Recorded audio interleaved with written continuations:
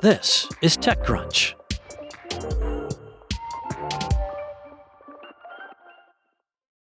China's humanoid robots grabbed global attention recently with kung fu flips at the nation's televised Spring Festival Gala, while Chinese phone maker Honor is set to unveil its first humanoid robot at MWC in Spain.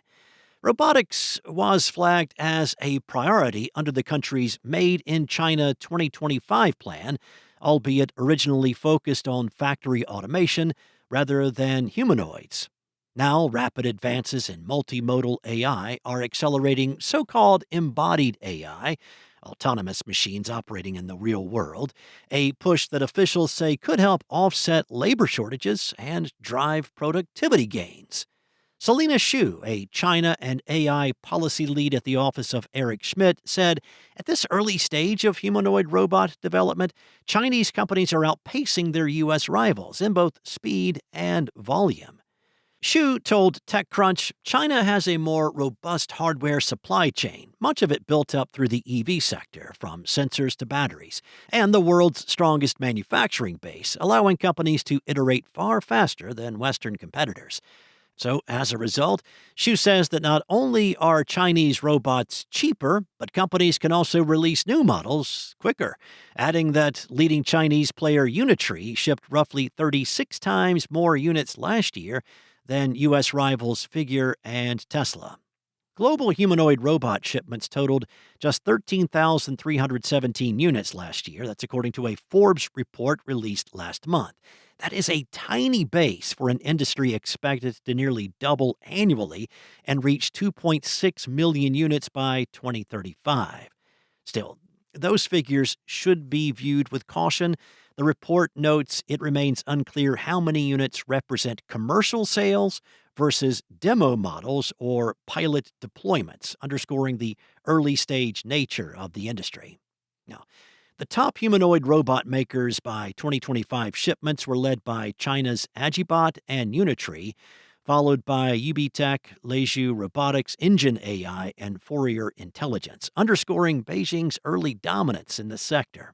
Yuli Zhao, Chief Strategy Officer at Galbot, told TechCrunch that the biggest shift recently has been from demo-driven excitement to operations-driven adoption. Galbot's humanoid robot, the G1, appeared at this year's Spring Festival Gala, which is China's annual state-run Lunar New Year's Eve television show, alongside robots from Unitree Robotics, Noetics, and Magic Lab. Zhao said more customers are asking, can the robot run stably in real environments and actually take work off people's plates? That practical pull is strengthened in China because policy and industrial strategy encourage automation upgrades, and the manufacturing ecosystem makes iteration extremely fast. Zhao added that while increased funding toward humanoid startups has definitely accelerated the pace of progress, the most durable adoption comes when you can show reliable and repeatable value in production or service operations, not just a one-off showcase. Still, investing helps, and Chinese robotics makers are securing it. Last year, Unitree was valued at around $3 billion after closing its Series C, with ambitions to reach as much as $7 billion in a future IPO. Meanwhile, Galbot has raised more than $300 million in fresh funding, reportedly pushing its valuation to $3 billion, one of the largest financing in China's humanoid robotics sector to date. U.S. companies are moving beyond flashy demos as well to focus on real-world deployments. Plus, they are pursuing their own aggressive goals. U.S. startup Foundation, for instance, plans to build 50,000 humanoid robots by the end of 2027. But China is already targeting a mix of affordable mass-market models and high-end applications, rapidly expanding humanoids across industrial, consumer, and rehabilitation sectors. When it comes to AI systems and integrated software, it's still unclear where Chinese humanoid firms truly stand. According to Xu, the industry is largely betting on vision language action models and world models, but both technologies remain in early stages. NVIDIA currently leads the space with its end-to-end humanoid software stack, so naturally, Most humanoid startups in China are powered by NVIDIA's Orin chips. However, domestic chip makers are developing homegrown alternatives. Yet, humanoid robotics makers are still working on fundamental problems. Now, Xu says that the challenge is enabling robot foundation models to predict the next physical state the robot will face in unpredictable environments, like how large language models predict the next word. But unlike LLMs, humanoid robotics companies cannot simply scrape the internet for training data. So most are relying on simulation environments, which generates synthetic data, though real-world data collection remains essential. Now, safety is a major hurdle for humanoid robots as well. One high-profile accident could trigger public backlash, and China is likely weighing how to roll out the technology quickly without moving too fast. As the industry matures, more regulations are expected. Given the lack of data, Zhao believes that demand for humanoids will grow first in fairly contained workplaces.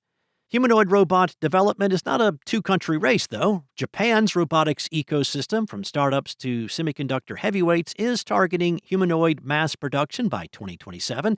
Long a pioneer through projects like Honda's Asimo, Murata Manufacturing's Murata Boy, and SoftBank Robotics' Pepper, Japan leans on precision and advanced control.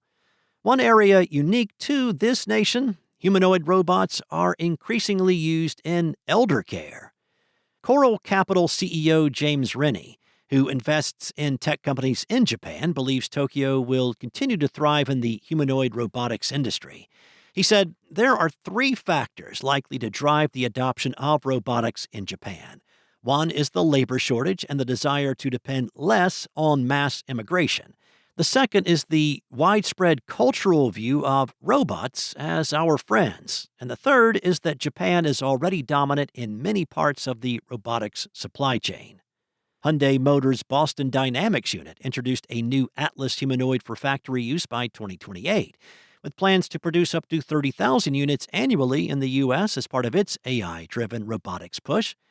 Still, for China, government policy, industrial strategy, labor shortages, and private capital are all converging to turbocharge the country's humanoid robotics push.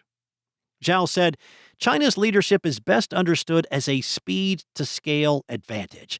The ecosystem here compresses the entire cycle, R&D, supply chain, manufacturing, integration, and customer deployment into a very tight loop. That means humanoid companies can move from prototype to real-world deployment faster, learn from real operations, and iterate at a pace that's difficult to match anywhere else." That's it from TechCrunch. For more stories like this one, go to TechCrunch.com.